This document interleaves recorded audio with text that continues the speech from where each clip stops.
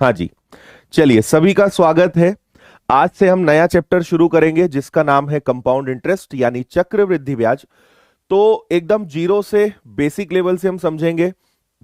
आज हम सारी मेथड्स डिस्कस करेंगे कि कंपाउंड इंटरेस्ट में क्या क्या मेथड्स होती है, कैसे हमें प्रश्नों को सॉल्व करना है। तो एकदम जीरो से हम इस चैप्टर को शुरू करेंगे, है ना। आराम से पढ़ेंगे। आपको बस एक ही चीज का ध्यान रखना है कि आपको फुल स्क्रीन पे रहना है। बहुत ज्यादा जरूरत हो तो कमेंट करना है, अदरवाइज आप बस आज का सेशन देखो। आज हम कोई भी क्वेश्चन सॉल्व नहीं करेंगे। आज हम सिर्फ और सिर्फ पूरा बेसिक समझेंगे, है ना। इस चैप्टर का पूरा बेसिक समझेंगे कि बेसिक क्या होता है, उस पर पूरा फोकस रहेगा। देखो क्या होता है, ये जो हमारा कंपाउंड इंटरेस्ट है, इसमें 5 मेथड्स होती हैं। कितनी मेथड्स होती है? 5। एक फॉर्मूला मेथड होती है, ट्री मेथड होती है, डायरेक्ट इफेक्टिव रेट मेथड होती है, फ्रैक्शन होता है और परसेंटेज होता है। 5 मेथड्स इसमें होती है। अब आप बोलोगे, जब भी मैं पढ़ाता हूं तो सबसे पहले दिन बच्चे सोचते हैं कि सर 5 मेथड इतना हम कैसे करेंगे। तो देखिए, आपको भरोसा है, सिर्फ 2 दिन क्या करना है। जो जो मैं आपको पढ़ा रहा हूं आज की और कल की क्लास, 2 दिनों की हमारी जो क्लास रहेगी वो पूरे तरीके से बेसिक पर डेडिकेटेड रहेगी। पूरा हम बेसिक पे फोकस करेंगे। 2 दिन तक आपको कुछ भी नहीं बोलना है। मैं आपसे कम ही पूछूंगा कि समझ में आ रहा है कि नहीं आ रहा है।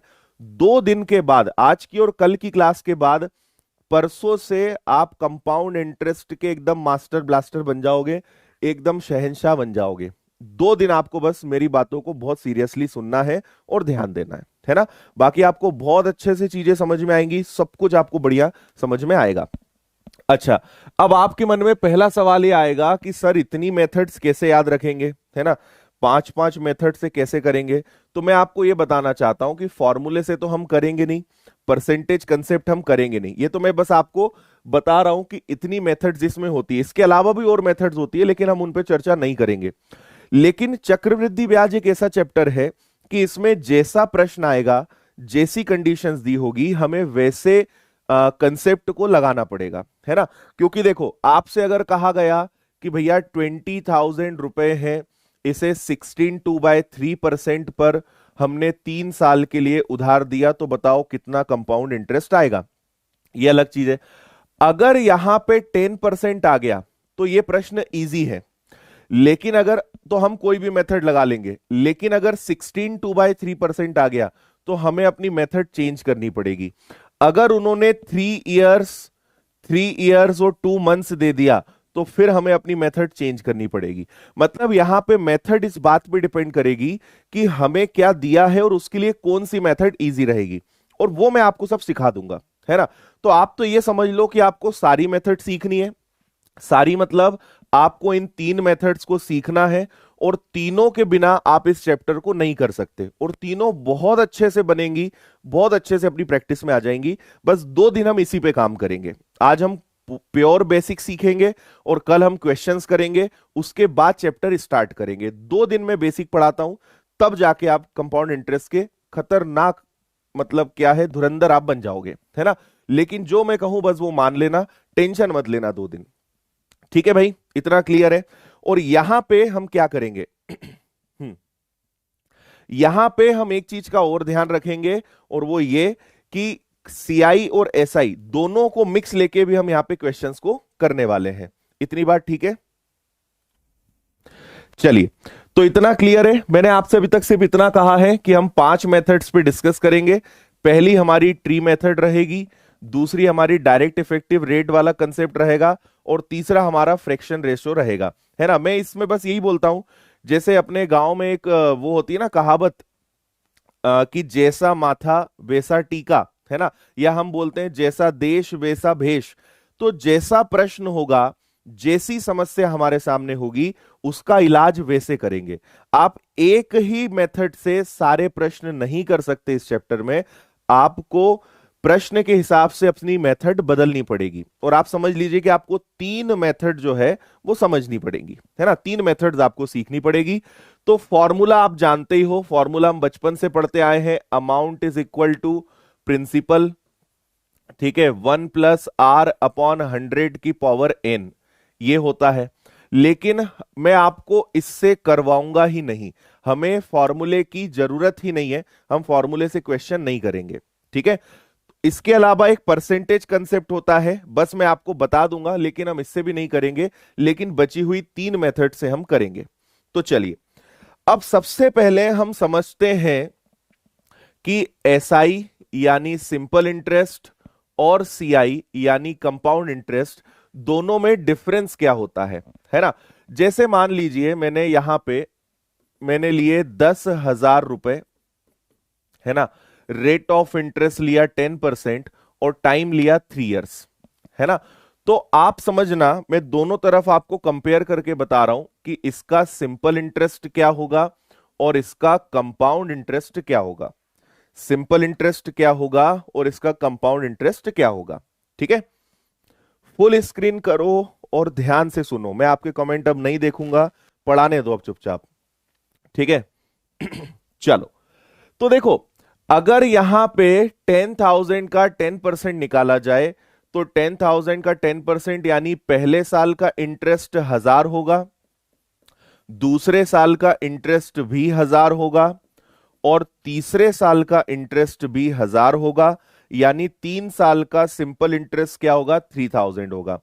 क्योंकि सिंपल इंटरेस्ट हमेशा किस पे लगता है, प्रिंसिपल पर, सिंपल इंटरेस्ट हमेशा लगता है मूलधन पर, साधारण ब्याज हमेशा किस पे लगता है, मूलधन पर। इतनी बात ठीक है ना।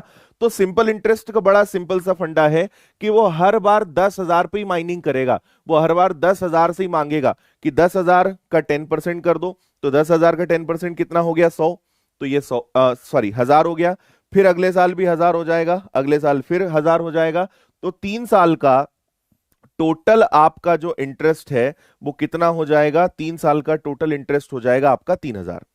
इतनी बात ठीक है, इतनी बात समझ में आ रही है।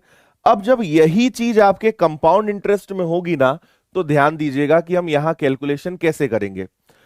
पहले साल तो सेम रहेगा, आपने कहा भैया 10,000, 10,000 का 10% कितना होता है, तो 10,000 का 10% होता है 1,000। लेकिन जब हम दूसरे साल पे आएंगे, कंपाउंड इंटरेस्ट में मेन खेल कहां से शुरू होता है, दूसरे साल से। तो 10,000 का आपने 10% 1,000 तो दिया, सेकेंड ईयर आप 1,000 तो दोगे, लेकिन कंपाउंड इंटरेस्ट में डिफरेंट क्या होता है कि वो बोलता है कि आप प्रिंसिपल पर तो इंटरेस्ट दोगे, लेकिन आप इंटरेस्ट पर भी इंटरेस्ट दोगे, आप मूलधन पर तो ब्याज दोगे, लेकिन ब्याज पर भी ब्याज दोगे, इंटरेस्ट पर भी इंटरेस्ट दोगे। तो हमने कहा कि यार 1,000 तो तुम्हें दे दिया, है ना, तो वो बोलेगा कि आपने 1,000 तो मुझे 10,000 पे दिया, भाई आपने मुझे 10% अभी किसका दिया है, 10% आपने मुझे 10,000 का दिया है, लेकिन पिछले साल जो इंटरेस्ट था मुझे उस पर भी तो इंटरेस्ट दो। पिछले साल जो इंटरेस्ट था, यानी पिछले साल जो 1,000 रुपए था, मुझे इस पे भी तो इंटरेस्ट चाहिए, तो इसका 10% कितना होगा, 100, तो 2 साल का कंपाउंड इंटरेस्ट कितना हो जाएगा, 1,100 हो जाएगा, 1,100 हो जाएगा। आ रही बात समझ में, ठीक है। फिर क्या होगा, तीसरे साल सुनिएगा क्या होगा। अब हम सोचेंगे कि चलो ठीक है, तीसरा साल आया, तो तीसरे साल मिनिमम 1,000 तो लगना ही है, देखो ये 1,000 तो लगेगा ही लगेगा, ये तो आपको देना ही देना है ना। लेकिन जो फर्स्ट ईयर आपने इंटरेस्ट दिया था इस पर इंटरेस्ट दो, तो 1,000 का 10% कितना हो जाएगा, 100 हो जाएगा, और जो आपने सेकेंड ईयर इंटरेस्ट दिया था इस पर भी इंटरेस्ट दो। हम इंटरेस्ट पर इंटरेस्ट मांग रहे हैं, ये 1,000 तो फिक्स है जो आप प्रिंसिपल पे दे रहे हो, लेकिन इंटरेस्ट पर इंटरेस्ट हम मांग रहे हैं, है ना। तो 1,000 का 10% होता है 100, 1,100 का 10% होता है 110। तो आप अगर इन सबको जोड़ दोगे तो ये आ जाएगा आपका 1210, ये आपका 3 साल का, तीसरे साल का कंपाउंड इंटरेस्ट आया। और अगर आपने इन तीनों का प्लस किया, इन तीनों को अगर आपने प्लस किया तो ये आएगा 3310, ये आपका कंपाउंड इंटरेस्ट होगा 3 इयर्स का। समझ में आया थोड़ा बहुत खेल क्या चलेगा यहां पे। देखो 1,000 तो फिक्स है, लगना ही लगना है। आप अभी इतना समझो कि जैसे ही नेक्स्ट ईयर जाओगे, जैसे ही अगले साल जाओगे, लास्ट ईयर का जो इंटरेस्ट था उस पर भी इंटरेस्ट देना है ना। तो आप जैसे ही सेकेंड ईयर पे आए तो लास्ट ईयर का जो इंटरेस्ट था उसका 10% दिया, 1000 का 10% दिया 100, तो वो आ गया 1100। फिर जैसे ही आप थर्ड ईयर गए, जैसे ही आप तीसरे साल पे गए, तो 1000 तो है ही। अच्छा, ऐसा नहीं होता है कि आपने पहले साल पे दे दिया तो अब नहीं देना है, ऐसा कुछ नहीं है। जैसे ही आप तीसरे साल आए तो वापस जीरो से कहानी शुरू होगी। पहले साल पर भी इंटरेस्ट दो, दूसरे साल पर भी इंटरेस्ट दो। मान लीजिए फोर्थ ईयर होगा, चौथे साल पे हम जाएंगे, तो फोर्थ ईयर में फर्स्ट ईयर पे वापस इंटरेस्ट दो, सेकेंड ईयर पे फिर से इंटरेस्ट दो, थर्ड ईयर पे फिर से इंटरेस्ट दो, और ये ऐसा चलता जाएगा। तो हमें कुल मिला के ये समझना है कि कंपाउंड इंटरेस्ट में क्या होता है कि हम मूलधन पर तो ब्याज देते ही हैं, लेकिन हम ब्याज पर भी ब्याज देते हैं, इंटरेस्ट पर भी इंटरेस्ट देते हैं, है ना। ब्याज पर ब्याज, चक्रवृद्धि ब्याज। समझ में आया या नहीं आया? थोड़ा बहुत कुछ समझ में आया? अभी बहुत चीजें बारीकी अपन समझेंगे, लेकिन क्या अभी आप इतना समझे कि कैलकुलेशन कैसे होता है? और इसीलिए आइंस्टाइन ने कंपाउंड इंटरेस्ट को वर्ल्ड का 8th वंडर कहा है ना। दुनिया का 8वां आश्चर्य नाम दिया है किसको? कंपाउंड इंटरेस्ट को, क्योंकि ये इतना तेजी से बढ़ता है कि आप कल्पना भी नहीं कर सकते, है ना। आपके घर में अगर कोई ईएमआई चल रही है, आपने घर में अगर कोई लोन लिया है, तो मेरा एक छोटा सा सजेशन है कि आप आज जाना और चेक करना, है ना। आप देखना कि आपकी ईएमआई कितनी है, वो आपको पता चलेगा। आप उसको 12 से मल्टीप्लाई करोगे तो एक ईयर का आपको पता चलेगा। फिर आप पता लगाना कि कितने साल का लोन लिया है। तो फिर आप घर पे पूछना पापा से, वो बताएंगे कि बेटा हमने 20 साल का लोन लिया है, तो उसको 20 से मल्टीप्लाई करना। मैं डेफिनेटली बता रहा हूं, एक उदाहरण दे रहा हूं कि अगर आपने 20 लाख का लोन लिया होगा ना, अगर आपने 20 लाख का लोन लिया होगा, तो कम से कम आप उसको ईएमआई में 45 लाख चुका दोगे और आपको पता भी नहीं चलेगा। ये होती है power of compound interest. Loan 20 lakh का लिया और 20 या 25 साल में आप 45 लाख 45 लाख भर दोगे और आपको पता भी नहीं चलेगा, है ना। क्योंकि ईएमआई एक ऐसी चीज है कि पता ही नहीं चलता, इतना पैसा हम भर देते हैं, हमें पता ही नहीं चलता। ठीक है, तो आज आप जरूर कैलकुलेट करना। हम मार्केट से जितना भी लोन लेते हैं, मार्केट में हम जो भी कुछ करते हैं, है ना, लोन लिया, बाइक हमने खरीदी, कोई भी हमने किसी भी प्रकार का कुछ भी फंडिंग ली है, तो कमर्शियल जो होता है वो ऑलवेज कंपाउंड इंटरेस्ट पे चलता है, वो हमेशा चक्रवृद्धि ब्याज पे चलता है। और आप यहीं पे देख लो ना, आप सिंपल इंटरेस्ट में 3000 दे रहे थे और यहां 3310 हो गया, यहीं पे इंटरेस्ट आ गया। 3 साल में 10,000 रुपए पर डिफरेंस आ गया। तो सोचो कि जब आप 15 लाख 20 लाख का आप लोन लोगे तब क्या होता होगा, है ना। आप ऑलमोस्ट मोर देन डबल पे कर देते हो, 2 से 2.5 गुना पे कर देते हो अगर 15-20 साल का आपने लोन लिया है तो।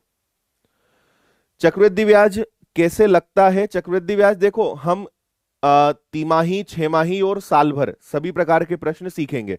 मेरा भी निवेदन है कि आप अभी कुछ भी मत पूछो। अंकित, ब्लॉक मार दिए जाओगे, ये बच्चों जैसे काम मत करो। कॉपी पेस्ट वालों से हमें सख्त नफरत है, ठीक है। अब अगर तुम नहीं थमे तो तुम ब्लॉक हो जाओगे, ठीक है। अब तुम्हारा जवाब देंगे ही नहीं, तुम कुछ तो भी बात कर रहे हो। बाइक लोगे, हाँ उस पर भी लगता है। बाइक लिया आपने, कुछ भी लिया, तो आपका क्या हो जाएगा? वो हमेशा कंपाउंड इंटरेस्ट होता है। आप कुछ भी फाइनेंस कराओगे, लोन लोगे, वो आपका कंपाउंड इंटरेस्ट होता है। और कंपाउंड इंटरेस्ट जो है भैया बड़ा खतरनाक होता है, ठीक है। आपको अभी समझ में आएगा। तो मुझे उम्मीद है कि आपको इतना समझ में आया होगा। एक बेसिक मैंने रफ कैलकुलेशन बताया कि कैसे ये कैलकुलेट होता है। अब हम बढ़ते हैं थोड़ा सा आगे, और अब हम सबसे पहली अपनी मेथड समझते हैं जिसका नाम है ट्री मेथड, ठीक है। ट्री मेथड, ट्री मेथड मतलब होता है पेड़, पेड़ और इसके आगे आ जाएगी पद्धति। अब ये पेड़ पद्धति या झाड़, झाड़ भी बोलते हैं ना गांव में, पेड़ को बोलते हैं झाड़, ठीक है। तो अब झाड़ा फूकी वाली पद्धति आपको सिखाते हैं कि ये क्या होता है। ईएमआई क्या होता है? ईएमआई मतलब इंस्टॉलमेंट, किस्त, इजी मंथली इंस्टॉलमेंट्स। देखो, वापस से मैं वही एग्जांपल लूंगा कि अगर हमारे पास 10,000 रुपए हैं, रेट ऑफ इंटरेस्ट 10% है, और टाइम हमारे पास अगेन दे दिया है 3 इयर्स, और 10% पर एनम। अभी हम जो भी बात कर रहे हैं वो पर एनम की बात कर रहे हैं। आगे हम देखेंगे 3 मंथ्स में इंटरेस्ट लगे तो कैसे, 6 मंथ्स में कैसे, 1 ईयर में कैसे, ये सारी बात आगे हम करेंगे, है ना। अभी आप बस सुनो। अब ट्री मेथड में क्या होता है कि ये हो गया आपका पहला साल, ये हो गया आपका दूसरा साल, ये हो गया आपका तीसरा साल। ध्यान से सुनना, ये बहुत काम की मेथड है। देखो, आपको पता है कि 10% की फ्रैक्शन वैल्यू वैसे भी हम 1/10 लिख सकते हैं, 1/10 लिख सकते हैं। तो आप 10,000 का 10% निकालोगे, पहले साल का इंटरेस्ट कितना होगा 1000, दूसरे साल का इंटरेस्ट कितना होगा 1000, तीसरे साल का इंटरेस्ट कितना होगा 1000। मतलब ये तो फिक्स है। और ये जो पहली लेयर होती है, ठीक है, ये जो पहली लेयर होती है ये सिंपल इंटरेस्ट भी होती है, वो आपको अभी मैं समझाता हूं। अब देखो क्या हुआ, पहले साल आपने इंटरेस्ट दिया तो 1000 लगा, दूसरे साल आपने इंटरेस्ट दिया तो वो 1000 लगा। अब जैसे ही नेक्स्ट ईयर पे जाओगे वो आपसे पिछला जो इंटरेस्ट है उस पर इंटरेस्ट मांगेगा। तो दूसरा साल बोलेगा पहले साल से कि भैया ब्याज निकालो, कितना ब्याज निकालो, 10% या 1/10। तो दूसरे साल पे पहले साल का इंटरेस्ट और जुड़ेगा, 1000 का 10% हो जाएगा 100। ठीक है, फिर हम तीसरे साल पे जाएंगे। जैसे ही हमने तीसरे साल का लिखा 1000 कि भैया तीसरे साल का इंटरेस्ट कितना है 1000, अब तीसरा साल कहेगा कि पहले साल तुम भी इंटरेस्ट निकालो, दूसरे साल तुम भी इंटरेस्ट निकालो। तो मैं 1000 पे फिर से इंटरेस्ट दूंगा, तो 1000 का इंटरेस्ट कितना हो जाएगा वापस से 100। फिर इससे इंटरेस्ट मांगेंगे कि तुम भी इंटरेस्ट निकालो, तो कितना आएगा, फिर से वो 100 देगा। और हम इस इंटरेस्ट पर भी इंटरेस्ट देंगे, 100 पर भी इंटरेस्ट देंगे, तो 100 का 10% कितना आ जाएगा 10। तो आप देखिए, पहले साल आपने 1000 इंटरेस्ट पे किया, दूसरे साल आपने 1100 पे किया, और तीसरे साल आपने 1210 पे किया। ये वही किया जो अभी आपको मैंने थोड़ी देर पहले बताया था। ठीक है, इतनी बात समझ में आई। तो आप अगर इन तीनों को जोड़ दोगे तो फिर वही आ जाएगा 3310। उम्मीद है थोड़ा आप समझ पा रहे होंगे। जैसे ही अगले साल पे जाओगे, पिछला जितना भी ब्याज है उस पे आपको बार बार ब्याज देना है, बार बार आपको इंटरेस्ट उस पे पे करना है। ठीक है, मान लेते हैं एक छोटा सा उदाहरण कि सपोज करो कि यहां चौथा साल होता, अगर यहां पे 4th ईयर होता तो क्या करते, है ना।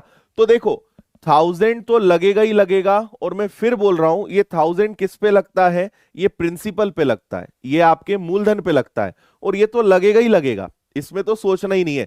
लेकिन कंपाउंड इंटरेस्ट अलग क्या होता है, वो होता है इंटरेस्ट पर इंटरेस्ट। अब 4th ईयर बोलेगा चलो भैया पहले साल इंटरेस्ट निकालो, तो इसका 10% कितना 100, इसका 10% कितना 100, इसका 10% कितना 100, इसका 10% कितना 10, इसका 10% 10, इसका 10% 10, इसका 10% 1, इतना हो जाएगा 4th ईयर का, है ना। जैसे ही आगे बढ़े, पिछला जितना भी इंटरेस्ट है उस पे बार बार इंटरेस्ट देना है ना। मैं इसका सबसे अच्छा एग्जाम्पल मानता हूं, आपने गन्ने का रस पिया, अभी गर्मी का सीजन आएगा, गन्ने का जूस जो है वो आपने देखा होगा, गन्ने का रस निकालने वाली मशीन। आप गन्ने का रस पीने जाते हो, उससे बोलते हो बना दो भैया 1 गिलास 2 गिलास, वो गन्ना एक बार डालेगा, 2 बार 3 बार 4 बार, आपको लगेगा कि बस अब उसकी जान निकल गई, अब कुछ नहीं निकलेगा उसमें से। फिर वो एक बार डालेगा, फिर आपको लगेगा चलो शायद इस बार और था, फिर वो एक बार उसमें करेगा, फिर आपको लगेगा कि बस शायद अब हो गया, अब अरे अपने को लगता है कि अरे बस यार उसमें अब कुछ नहीं बचा, अब तो उसको छोड़ दे। फिर वो उसमें एक बार नींबू रख के फिर उसको अंदर डालेगा, तो उसका रस निकालता ही रहेगा, एक एक बूंद, जब तक वो एकदम ऐसा पूरा सूखा नहीं हो जाएगा, जब तक वो उसको मशीन में डालते ही रहेगा। बस वही चक्रवृद्धि ब्याज है, ब्याज पर ब्याज, ब्याज पर ब्याज, ब्याज पर ब्याज, सामने वाले का तेल निकाल दो, है ना। इतना खतरनाक ये होता है। उम्मीद है आप समझ पाए होंगे। इसको पूरे को अगर आप जोड़ोगे तो ये आपका 1331 आएगा, और अगर आपने चारों को जोड़ दिया तो 4 साल का इंटरेस्ट ही आएगा। ठीक है, अब मैं आपको यह बताना चाहता हूं कि ट्री मेथड ज्यादा काम कहां आएगी। ट्री मेथड तब लगाओ जब रेट ऑफ इंटरेस्ट फ्रैक्शंस में हो। मैं अभी आपको बताऊंगा 16 2/3%, 12 1/2%, 14 2/7%, 11 1/9%। अगर ऐसे रेट ऑफ इंटरेस्ट है तो इसके लिए ये बेस्ट मेथड है ना। अगर आपके रेट ऑफ इंटरेस्ट फ्रैक्शन में है, so this is the best method, ये सबसे शानदार मेथड होगी आपके लिए। क्लियर है ना? एक सवाल और करते हैं, फिर अगर कोई डाउट होगा तो आप एक बार और फिर सुनना। एक सवाल और करेंगे, है ना? उस बार इसमें अब मैं रेट ऑफ इंटरेस्ट भी चेंज करूंगा। लेट्स एज्यूम कि हमारे पास 21600 है, 16/2/3% रेट ऑफ इंटरेस्ट है, और टाइम हमारे पास कितना है? टाइम हमारे पास 3 साल है। ठीक है, एक बार आप फिर से मुझे पूरा बनाने दो, पूरा मुझे करने दो। पहला साल, दूसरा साल और तीसरा साल। और बाय डिफॉल्ट में लिखूं ना तो भी समझ जाना कि आपसे कंपाउंड इंटरेस्ट ही पूछा है, हम कंपाउंड इंटरेस्ट वाला चैप्टर ही पढ़ रहे हैं। ठीक है, अच्छा मैं एक चीज आपको और बता दूं, फिर इस प्रश्न पे आएंगे। हमेशा याद रखिएगा, ये जो आपकी फर्स्ट लेयर होती है, मतलब ये वाली, ये जो फर्स्ट लेयर होती है, ये पता है क्या होती है? ये सिंपल इंटरेस्ट होती है। अगर मैं आपसे पूछूंगा कि 10,000 पर 10% के हिसाब से 4 साल का सिंपल इंटरेस्ट कितना, तो ये जो आपकी फर्स्ट लेयर है ये हमेशा सिंपल इंटरेस्ट होती है, और एक्चुअल में ये सिंपल इंटरेस्ट और कंपाउंड इंटरेस्ट की कॉमन लेयर है। ये क्या है? दोनों में कॉमन है ना? अगर आपका इतना सिंपल इंटरेस्ट लगा है तो कंपाउंड इंटरेस्ट तो लगेगा ही। मतलब ये जो फर्स्ट लेयर होगी ये हमेशा सिंपल इंटरेस्ट होगा, और ये कंपाउंड इंटरेस्ट होगा, लेकिन इसके नीचे जितना होगा ये हमेशा इंटरेस्ट पर इंटरेस्ट होगा, ब्याज पर ब्याज होगा। ठीक है, अब सुनिए इस सवाल को हम कैसे करेंगे। आपने परसेंटेज चैप्टर में सीखा कि 16/2/3% की फ्रैक्शन वैल्यू कितनी होती है? 1/6। 16/2/3% की फ्रैक्शन वैल्यू कितनी है? 1/6। ये आपने परसेंटेज में सीखा है ना? अब हम क्या करेंगे, हमें 21600 का 1/6 इंटरेस्ट निकालना है। तो 6 3 जा 18, 6 6 जा 36, तो ये कितना आ जाएगा? 36। तो पहले साल का इंटरेस्ट 3600, क्लियर। दूसरे साल का इंटरेस्ट 3600। अब दूसरा साल बोलेगा फर्स्ट ईयर से कि इंटरेस्ट निकालो, चुपचाप ब्याज निकाल के दो। तो आप मुझे बताओ कि 3600 पर भी 1/6 लगेगा, इस पर भी 1/6 लगेगा, तो 6 से डिवाइड करोगे 600 आएगा। तीसरे साल का इंटरेस्ट हो जाएगा 3600। अब थर्ड ईयर, फर्स्ट ईयर और सेकेंड ईयर, मतलब इस पर भी इंटरेस्ट, इस पर भी इंटरेस्ट, इस पर भी इंटरेस्ट। तो 3600 का 6 से डिवाइड करोगे तो 600, इसमें 6 से डिवाइड करोगे तो फिर से 600, और इसको 6 से डिवाइड करोगे तो ये आ जाएगा आपका 100। ये आ गया टोटल। आ रही बात समझ में? अब आप इन सबको जोड़ दो, है ना? तो अगर आपने इन सबको जोड़ा तो ये आ गया आपका 3600, ये आ गया आपका 4200, और इसको अगर आपने जोड़ा तो ये हो जाएगा कितना? 6 और 6 12। ठीक है, 12 इसमें आपका जुड़ गया, तो ये बनेगा आपका 4800 और 4900। 49 आ रहा है क्या? ठीक है, और अब आप इन सबको जोड़ दो। 36 हो गया, फिर आपका 600 हो गया, और ये हो गया। चलो सबको जोड़ दो। तो अगर सबको आपने जोड़ दिया तो 9 और 2 11, 11, 11 प्लस 6 हो जाएगा आपका कितना? 17 का 7 कैरी 1, 4 4 8 और 12। टोटल आपका इंटरेस्ट आएगा 12,700। This is your answer. ये आपका आंसर हो जाएगा। अब बताओ समझ में आया कि नहीं आया? क्लियर है? अगर मैं आपसे यहां पे कंफ्यूज अगर आप ना हो तो मैं आपसे अगर यहां पे पूछूं कि बताओ 21600 पर 16/2/3% के हिसाब से 3 इयर्स का सिंपल इंटरेस्ट कितना होगा, साधारण ब्याज कितना होगा? तो ये जो फर्स्ट लेयर है बस यही सिंपल इंटरेस्ट है। फर्स्ट लेयर हमेशा सिंपल इंटरेस्ट होती है। तो आप इस तीनों को जोड़ दो। 36 का ट्रिपल कितना होता है? 108। तो यहां पे सिंपल इंटरेस्ट कितना है? 10,800। ये सिंपल इंटरेस्ट भी होता है, कंपाउंड इंटरेस्ट भी होता है, और इसके नीचे जितना होता है वो इंटरेस्ट पर इंटरेस्ट होता है, ब्याज पर ब्याज होता है। All okay? 100 कहां से आया? ये 100 ना इस पर इंटरेस्ट लगा, है ना? इंटरेस्ट पर इंटरेस्ट लगा, भैया देखो 216 का 1/6 निकाला तो 3600 आया, 3600 का आपने 1/6 निकाला तो ये आया, और अगर 600 का 1/6 निकालोगे, इंटरेस्ट पर इंटरेस्ट लगेगा ना, इस पर इंटरेस्ट लगेगा तो आपका 100 आएगा।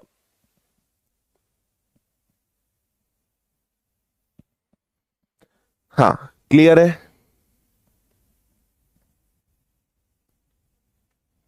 चलो, समझ गए? तो आपको एक मैं क्वेश्चन दे रहा हूं, आप लोग करके बताना मुझे। 34300 प्रिंसिपल है, रेट ऑफ इंटरेस्ट 14/2/7 है, और टाइम हमारे पास 3 इयर्स है।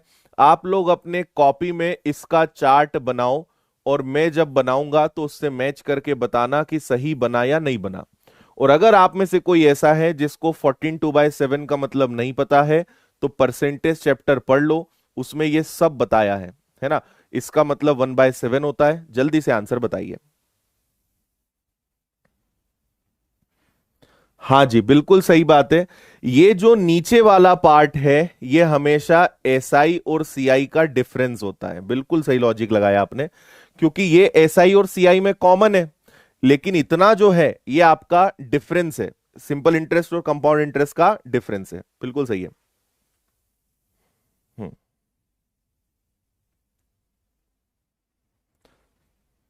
ठीक है। दूसरे वर्ष का सीआई निकालना चाहे तो आगे बताएंगे। आयुष, अभी जरा रुक जाओ यार, सब समझ में आएगा, जरा थम जाओ, रुक जाओ, पूरा मुझे पढ़ाने दो पहले। अच्छा, यूट्यूब पे भी पढ़ लिया था क्या चैप्टर?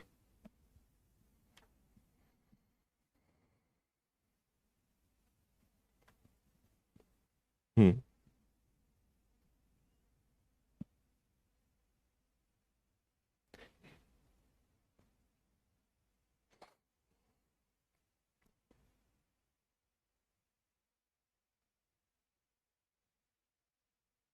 Very good. देखो, 34300 में अगर 1/7 करोगे, 7 से करोगे तो 7 4 जार 28, है ना। फिर बचेगा आपका 6 और 3 7 9 मतलब 4900। तो अब आप बहुत जल्दी जल्दी कर लोगे कि भैया ये हो गए तीनों 4900, है ना। इंटरेस्ट पर इंटरेस्ट लगेगा, तो फर्स्ट ईयर सेकेंड ईयर पे इंटरेस्ट देगा, तो इसको 1/7 यानी 7 से डिवाइड करोगे, 7 7 जार 49। फिर ये इधर भी इंटरेस्ट देगा, तो ये फिर से 700 हो जाएगा। इस पे इंटरेस्ट लगेगा तो फिर से 700 हो जाएगा, और 700 का 1/7 इंटरेस्ट के इंटरेस्ट पर इंटरेस्ट, तो ये भी हो जाएगा। इन सबको आप प्लस कर लोगे, है ना। 4900, 49 प्लस 700, और फिर ये आपका पूरा ऐड हो जाएगा। इन सबको अगर आपने जोड़ लिया तो टोटल 3 साल का इंटरेस्ट आपको मिल जाएगा, है ना। जो कितना आ रहा है? 16900 आ रहा है, 16900। ठीक है, चलो सही है। अच्छा, इसके अलावा मैं आपको एक बात और बता दूं कि अगर इस प्रकार के रेट ऑफ इंटरेस्ट रहते हैं तब हम इसका यूज करेंगे। इसके अलावा जब जब आपका टाइम जब आपका टाइम मंथ्स में, महीनों में या दिनों में आता है, तब भी इस मेथड का यूज करेंगे। आप बस इतना याद रखना, बाकी मैं चीज आगे आपको बताऊंगा। चलो, एक आखिरी चीज आपको इसमें और बता दूं। इस वाले अगर कौन से सवाल की, इस वाले की अगर मैं बात करूं, तो एक आखिरी चीज आप और सुन लो। जैसे मैं आपसे पूछूंगा कि 21600 पर यह है, तो बताओ टोटल कंपाउंड इंटरेस्ट कितना लगा। तो टोटल कंपाउंड इंटरेस्ट कितना लगा? 12700, 12700। अगर मैं पूछूंगा कि यहां पे सिंपल इंटरेस्ट कितना है, तो सिंपल इंटरेस्ट यानी पहली वाली लेयर को जोड़ दो, वो आएगा 10800। और अगर मैं पूछूंगा कि बताओ सीआई और एसआई में डिफरेंस कितना है, तो हमने टोटल सीआई निकाला था इतना, टोटल एसआई निकाला, दोनों में डिफरेंस निकाला, तो ये आ गए 20। 17 में से अगर 8 जाएगा तो आपका कितना बचेगा? ये 9 बचेगा। और 11 में से 10 जाएगा तो 1। तो दोनों में डिफरेंस कितने का आएगा? 1900 का। अब मैं आपको ये कह रहा हूं कि अगर मुझे डिफरेंस निकालना है तो डायरेक्ट भी आ सकता है, डायरेक्ट निकाल सकते हैं। भैया ये वाली जो लेयर है ये तो दोनों में कॉमन है, इतना सिंपल इंटरेस्ट लगा है तो इतना कंपाउंड इंटरेस्ट तो लगेगा, लेकिन उसके नीचे जो है वो केवल कंपाउंड इंटरेस्ट में है, तो नीचे क्या क्या है, 600 प्लस 600 प्लस 600 प्लस 100, 600 600 600 1800 और एक 1900, ये जो नीचे दिख रहा है यही आपका डिफरेंस है, तो आप इसको डायरेक्ट भी ला सकते हो। ठीक है, समझ में आया तो ठीक, नहीं आया तो अभी आगे और आएगा। चलिए अगली चीज आपको बताते हैं, मेथड नंबर 2, जिसका नाम है रेशो मेथड, है ना। हम इन प्रश्नों को रेशो से भी कर सकते हैं, तो पहले वही सवाल लेते हैं जो आपने किया, ये आपको थोड़ा ज्यादा पसंद आएगा। 10,000 रुपए, 10% rate of interest time 3 years, तो बताइए कितना कंपाउंड इंटरेस्ट है। नाउ लिसन वेरी केयरफुली, जो आपका रेट होता है 10%, हम इसको फ्रैक्शन में लिखते हैं 1/10। आपको पता है कि यह हमेशा प्रिंसिपल होता है, आपको पता है कि यह हमेशा आपका इंटरेस्ट होता है ना। अब हम यहां पे दो प्रकार के रेशो बनाएंगे, एक बनाएंगे प्रिंसिपल का रेशो, एक बनाएंगे अमाउंट का रेशो। प्रिंसिपल का रेशो, अमाउंट का रेशो। मुझे बताओ कि यहां प्रिंसिपल कितना है, 10 है, और उस पे इंटरेस्ट कितना लग रहा है, 1 यानी 11, है ना। अच्छा, कितने साल का क्वेश्चन है, 3 साल का क्वेश्चन है, तो आप इसको 3 बार लिख लो, 10 10 11 11। ये आपने पहले भी करा है, ये सेम वही कंसेप्ट है जो आपने परसेंटेज में इंक्रीमेंट डिक्रीमेंट वाला करा। मुझे 10% इंक्रीज करना है 3 बार, तो 10% का मतलब 1/10, 10 पर 1, 10 से 11, 10 से 11, 10 से 11, तो ये एक प्रकार का इंक्रीमेंट कंसेप्ट हो गया। इनका गुणा करेंगे तो ये 1000 आ जाएगा, इनका गुणा करेंगे तो ये आपका कितना 121 आ जाएगा, सॉरी 1331 आ जाएगा। ठीक है, ये आ गया। आप इतना ना करना चाहें तो आप डायरेक्ट भी कर सकते हो कि भैया 3 बार गुणा करना है तो डायरेक्ट ऐसे ही कर लो ना, तो ये बन जाएगा आपका 1000, ये बन जाएगा आपका 1331। नाउ क्योंकि ये प्रिंसिपल है तो 10,000 आपका प्रिंसिपल है, तो प्रिंसिपल से डिवाइड करेंगे, और आपको क्या करना है, इन दोनों का डिफरेंस होगा 331, तो आप इसको 331 से मल्टीप्लाई कर दोगे तो आपको मिल जाएगा 3310। This is your answer. आया समझ में? हाँ, और अगर मैंने 1331 रख दिया तो मुझे अमाउंट मिल जाएगा, है ना। ये प्रिंसिपल है, ये अमाउंट है, ये मूलधन है, ये मिश्रधन है, तो ये क्या हुआ, ये ब्याज हुआ, ये दोनों का अंतर क्या होगा, कंपाउंड इंटरेस्ट होगा। और एक सवाल करते हैं जो अभी मैंने आपको करवाया था, 21600, 16 2/3%, और टाइम हो जाएगा आपका 3 इयर्स। ठीक है जी, तो आपको पता है कि इसको हम लिखते हैं 1/6, तो प्रिंसिपल अमाउंट 6 पर 1 इंटरेस्ट लगेगा, तो 6 पर 1 लगेगा 7। 3 साल का क्वेश्चन है तो क्यूब करेंगे, 6 का क्यूब होगा 216, 7 का क्यूब होगा 343, क्योंकि ये प्रिंसिपल है, 21600 प्रिंसिपल है, तो प्रिंसिपल से डिवाइड करेंगे। और पूछा क्या है, पूछा है इंटरेस्ट, यानी दोनों का डिफरेंस लोगे, तो दोनों में डिफरेंस कितना आएगा, 100 तो आने ही आना है, 26 36, और उसके बाद 4 3 127, ये 127 का यहां पे दोनों में डिफरेंस आएगा, तो ये एग्जैक्ट कैंसिल होगा 100 बार, तो आपका कंपाउंड इंटरेस्ट कितना आ जाएगा, कंपाउंड इंटरेस्ट आपका हो जाएगा 12700। ठीक है, तो इसको आप कभी भी लगा सकते हो, लेकिन अगर क्वेश्चन मंथ्स में आ गया, ईयर में आ गया, हाफ ईयरली, क्वार्टरली, उन सब में ये नहीं लगेगा। ठीक है, ये बस ऐसे प्लेन क्वेश्चंस में लग सकता है, लेकिन अगर कुछ भी अलग कंडीशन आई तो रेशो मेथड नहीं लगती। ठीक है,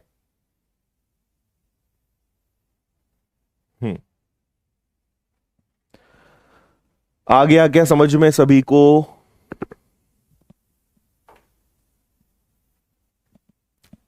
चलिए आगे बढ़े। अब आपको एक ऐसे ही आपको परसेंटेज वाला कंसेप्ट बता देता हूं, है ना।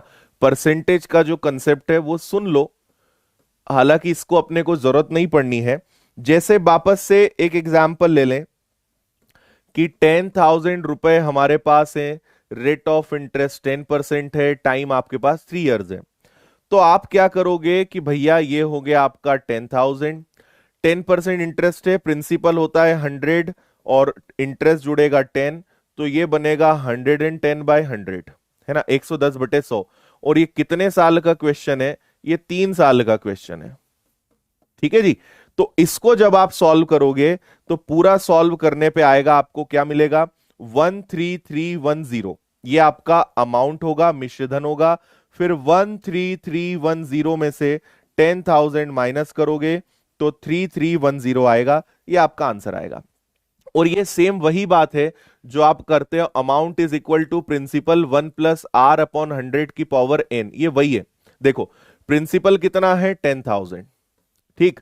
1+r/100, 1+10/100 की पावर 3, तो ये हो गया आपका कितना? 10,000, ठीक है, 10,000 हो गया। फिर 100 इंटू 1 प्लस ये 110/100 की पावर 3, तो घूम फिर के बना तो यही। तो ये दोनों एक्चुअल में किसी काम के हैं नहीं, अपने इनसे अपन कुछ नहीं करेंगे। हाँ हाँ, आप चाहें तो 343 से मल्टीप्लाई कर दो तो अमाउंट आएगा, फिर उसमें से 216 माइनस करोगे तब भी यही आएगा, वो भी कर सकते हो। हम्म मेथड समझ में आई? देखो इसमें तो कुछ था ही नहीं, ये तो पूरा एक पोस्टमार्टम है, इसमें तो कुछ है ही नहीं। और ऐसा क्यों करते हैं भाई, 10 से 11 क्यों करते हैं? ये आपको परसेंटेज में इसीलिए तो सिखाया कि यहां पे अब आपको ये ना बताना पड़े कि ऐसा क्यों करते हैं, ये परसेंटेज में आपको सिखाया है। परसेंटेज चैप्टर पढ़िए तो आपको उसमें ये सब बताया है कि ऐसा क्यों करते हैं। बिल्कुल सेम इंक्रीज डिक्रीज वाले क्वेश्चंस की तरह आप रेशो को लगा सकते हो। चलो आगे बढ़े।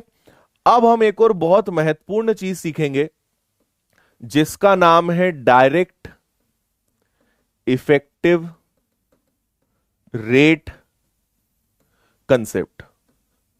ठीक है, यह भी सबका मतलब क्या कहना चाहिए, सबसे ज्यादा महत्वपूर्ण है, यह भी बहुत अच्छा है। यहां पे हम थोड़ी अपनी अप्रोच अलग लगाएंगे। सो लेट्स एज्यूम, पहले हम लेते हैं कि सपोज करो रेट ऑफ इंटरेस्ट 10% है, ब्याज की जो दर है वो कितनी है? 10% है। रेट ऑफ इंटरेस्ट कितना है? 10% है।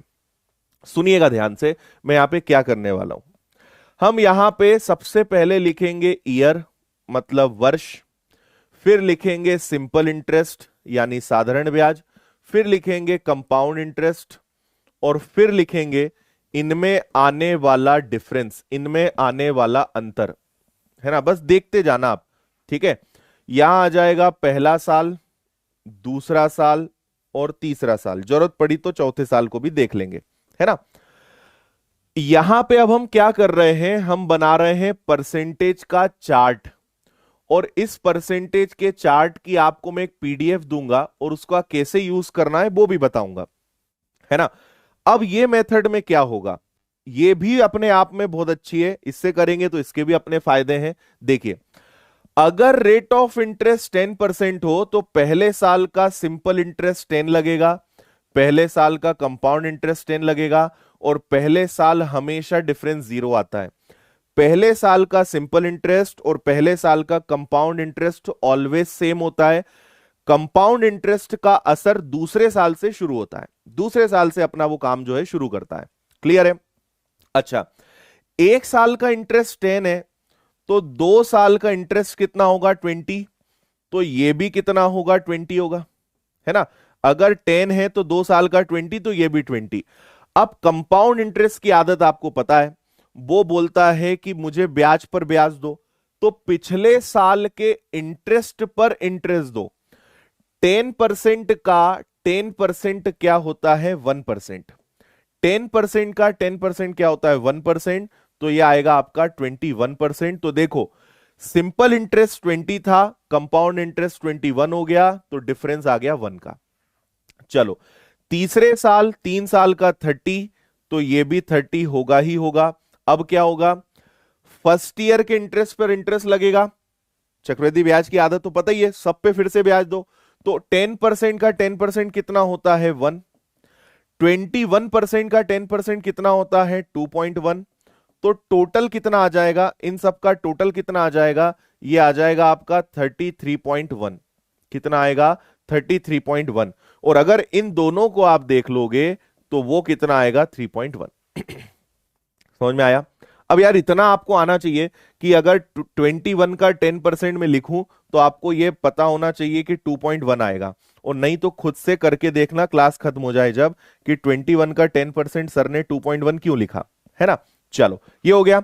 मान लो 4th ईयर ले लेते हैं, तो 4 साल का हो जाएगा 40, तो ये भी 40 होगा। अब फर्स्ट ईयर का इंटरेस्ट, तो पहले साल का इंटरेस्ट कितना लगेगा, 1।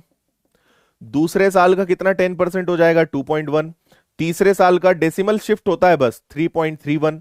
और अगर आपने इन सब का प्लस कर दिया तो ये आएगा 46.41, यानी दोनों में डिफरेंस कितने का आ गया, 6.41 का आ गया।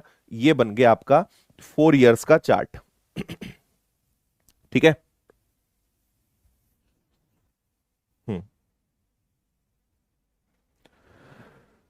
ठीक है,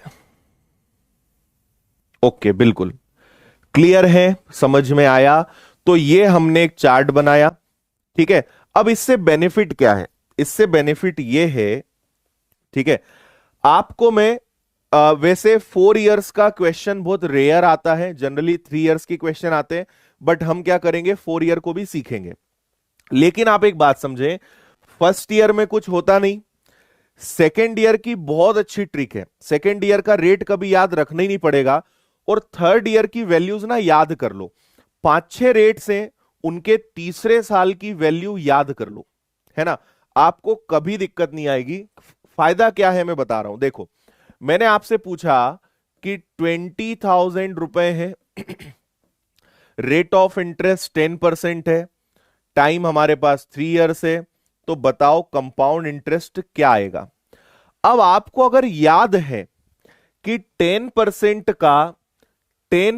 का तीसरा साल का कंपाउंड इंटरेस्ट होता है 33.1, तो आपको कुछ नहीं करना है, आप कहोगे कि सर हम 20,000 का 33.1% निकाल देंगे, तो 20,000 इंटू 33.1 डिवाइडेड बाय 100 और डेसिमल का 1 जीरो, 3 जीरो से आपके 3 जीरो कैंसिल हुए, 6620 इज दी आंसर, ये आपका आंसर आ जाएगा। ठीक है, आया, बिल्कुल। तो ये अपने आप में फिर अलग चीज है, ये और सबसे फास्ट है, लेकिन आप इसको कब लगा सकते हो, ये तभी लगेगा जब 5%, 6%, 7%, 8%, 9, 10 ऐसे जब हमारे सिंपल रेट आएंगे तब हम इसको यूज कर सकते हैं। 4 साल का भी बताएंगे तुम्हें किस भाषा में समझाएं कि एक क्रम में चलना पड़ता है। ठीक है, मैं एक उदाहरण देता था हमेशा सभी को कि आपके सामने मान लो एक बहुत अच्छी, आप किसी अच्छी दावत में गए, अच्छे जगह गए, वहां पे आपके थाली में रोटी भी रखी है, चावल भी रखे, सब्जी भी रखी है, 3 प्रकार की सब्जियां रखी हैं, दाल रखा है, सलाद रखा है, रायता है वहां पे, है ना, 2 मिठाइयों के आइटम है, नमकीन भी है, और इसके अलावा नमक भी है, बहुत बढ़िया थाली सजी हुई है।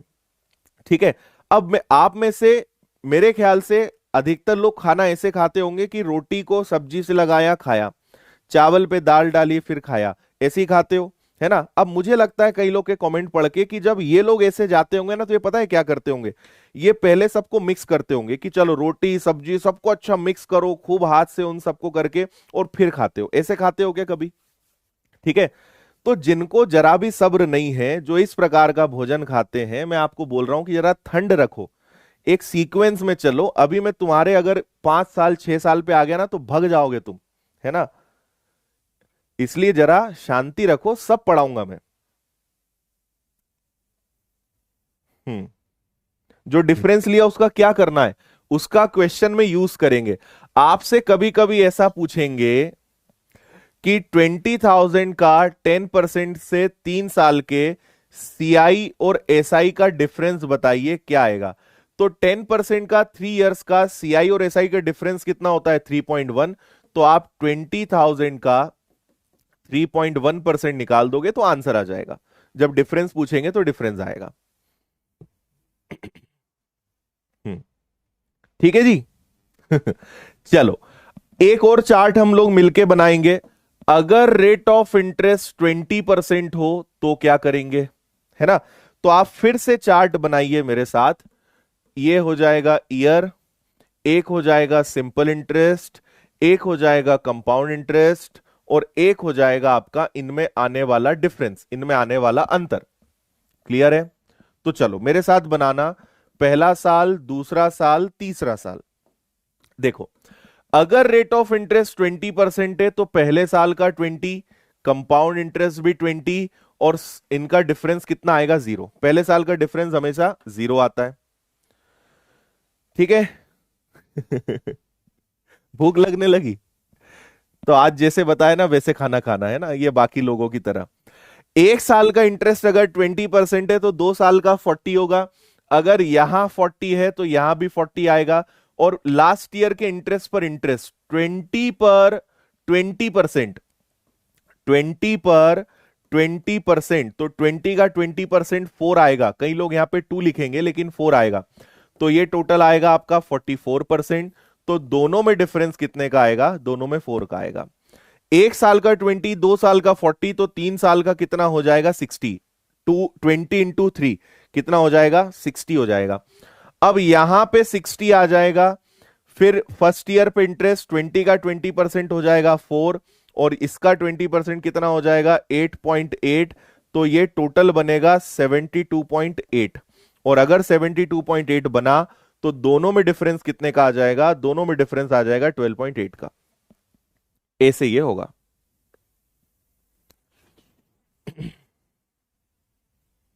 आया समझ में। ठीक है, 4 साल 5 साल का हम बताएंगे, लेकिन क्या होता है, पहले 2 साल का सीख लो, 3 साल का सीख लो, सारी मेथड समझ लो, सब सेटल डाउन हो जाए, सब अच्छे से सेट हो जाए, फिर 4 साल 5 साल सब बता देंगे। लेकिन जरा एक सीक्वेंस भी तो कोई चीज होती है। आया समझ में। तो आपको आपके फोल्डर में या तो एक अलग से पीडीएफ मिली होगी, और नहीं मिली होगी तो मैं आज अपलोड करवा दूंगा।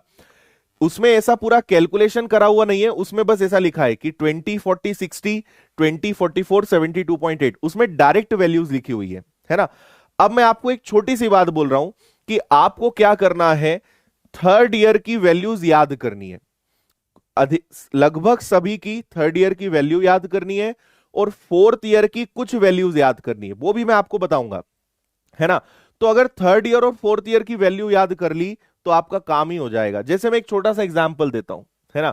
फिर मैंने कहा कि भैया 20,000 रुपए अपने पास है, रेट ऑफ इंटरेस्ट हमारे पास लेट्स एज्यूम की 6% है, समय 3 साल है, तो बताओ कंपाउंड इंटरेस्ट कितना होगा। समझ गए। अब तुम्हारी ट्री मेथड में भी यहां पे हालत खराब होगी, रेशो मेथड तो बिल्कुल फेल है यहां पे। अब करना इसी से पड़ेगा आपको। अभी धीरे धीरे समझ में आएगा कि कभी कोई मेथड फेल हो जाएगी, मतलब किसी में ज्यादा टाइम लगेगा, किसी में कम टाइम लगेगा, है ना। अच्छा, कमेंट में बोल रहे हैं मिल गया, चलो बढ़िया। तो देखो 6% का तीसरा साल मुझे याद है, और आप में से कई लोगों को याद होगा, जिनको याद नहीं होगा कर लेना। 6% का 3 साल का कंपाउंड इंटरेस्ट होता है 19.1।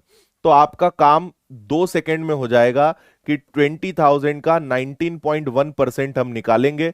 ये हटेगा, 1 जीरो लगेगा, 3 जीरो से 3 जीरो कैंसिल, 19 दूनी 38। ये आपका आंसर आ गया। समझ में आया। ये है ताकत डायरेक्ट इफेक्टिव रेट की। ठीक है भैया।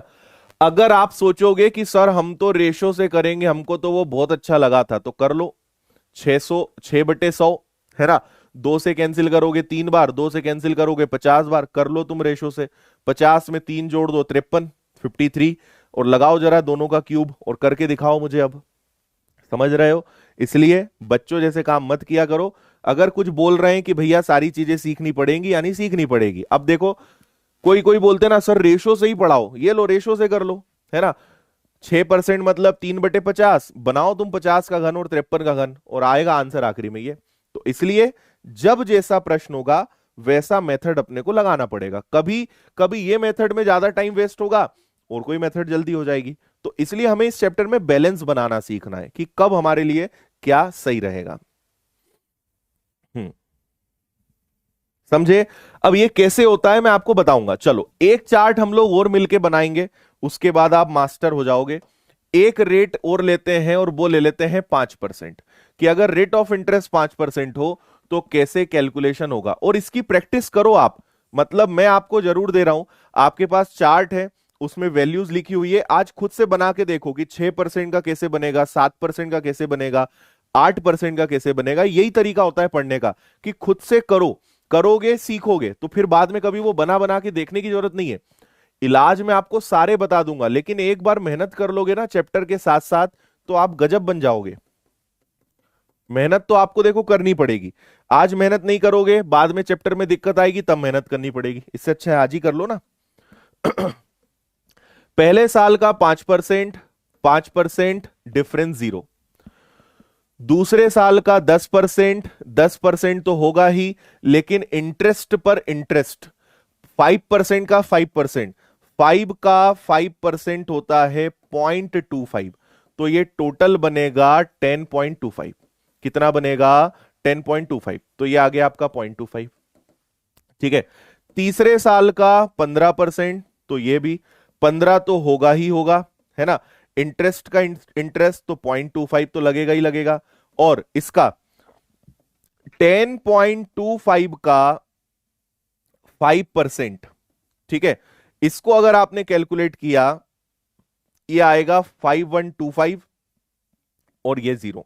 ठीक है, 0.5125, और अगर 0.5125 जोड़ोगे, 5125 जोड़ोगे, तो इन सबको ऐड करने पे क्या आएगा पता है? 15.7625, ये आ गया। तो अब दोनों में कितने का डिफरेंस है? अब दोनों में डिफरेंस है 0.7625 का। कैलकुलेटिव है, लेकिन एक बार कैलकुलेशन करना है। अच्छा, मैं आपका एक और फंडा क्लियर कर दूं, कि कंपाउंड इंटरेस्ट में कैलकुलेशन बाकी चैप्टर्स के कंपैरिजन में ज्यादा रहेगा। मतलब आप सोचो कि मुझे ऐसा कुछ करना ना पड़े, तो ऐसा कुछ नहीं हो सकता। कंपाउंड इंटरेस्ट बहुत कैलकुलेटिव चैप्टर है, मतलब यहां कैलकुलेशन करना पड़ेगा, लेकिन हां, जितना कैलकुलेशन करने की जरूरत होगी उससे आधे कैलकुलेशन में मैं आपका काम करवा दूंगा, मतलब उतना मैं आपको सिखा दूंगा। लेकिन आप सोचो कि सर कुछ करना ही ना पड़े, कैलकुलेशन करना ही ना पड़े, तो भैया वो संभव नहीं है ना। कैलकुलेशन तो करना पड़ेगा, लेकिन काफी कम आपका कैलकुलेशन कर देंगे, क्योंकि ये चैप्टर कैलकुलेटिव तो है ना। तो 10 तो निकलेगा ही निकलेगा, 5 का 5% ये आ गया, फिर 15 तो निकलेगा ही निकलेगा, 5 का 5% ये, और 10.25 का 5% ये, तीनों जुड़ेंगे, ये आपका आंसर आएगा। तो जैसे जैसे रेट्स कम होंगे, ज्यादा होंगे, बढ़ेंगे, कैलकुलेशन कम ज्यादा होता रहेगा। अच्छा, बढ़िया। 1 से 20 तक के रेट लिख लिए, याद कर लिए, बहुत है इतना तो।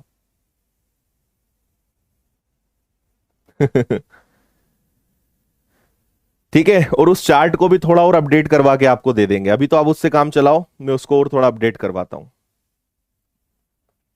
डिफरेंस बता दो, डिफरेंस कैसे निकालते हैं?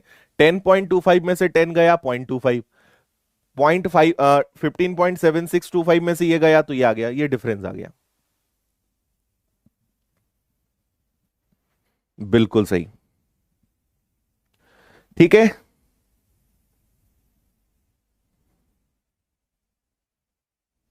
ओके।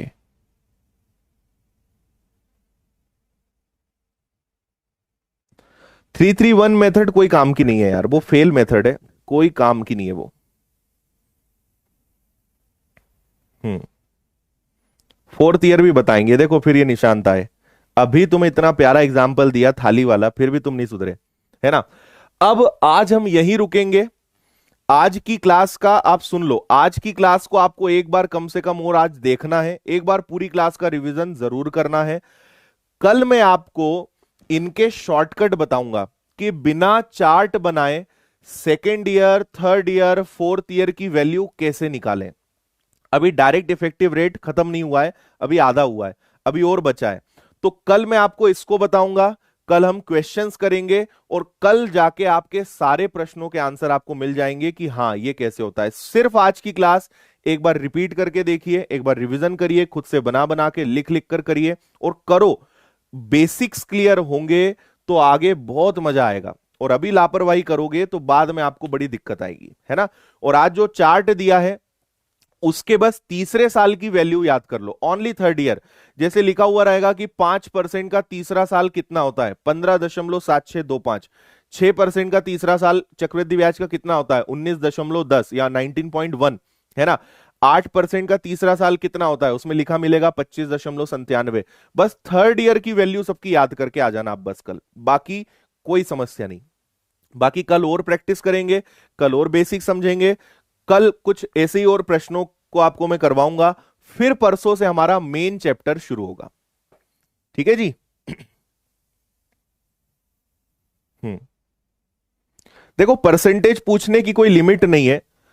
2 दिन बाद आपके मैं प्रश्नों के जवाब दूंगा। पहले मैं चैप्टर, पहले अपना बेसिक पूरा पढ़ाऊंगा, फिर मैं आपके प्रश्नों के आंसर दूंगा कि कहां तक पूछते हैं, क्या करना है, कैसे करना है। वो रुको, कल का दिन और रुको, फिर मैं बताऊंगा, ठीक है जी। चलिए, एकदम बढ़िया है।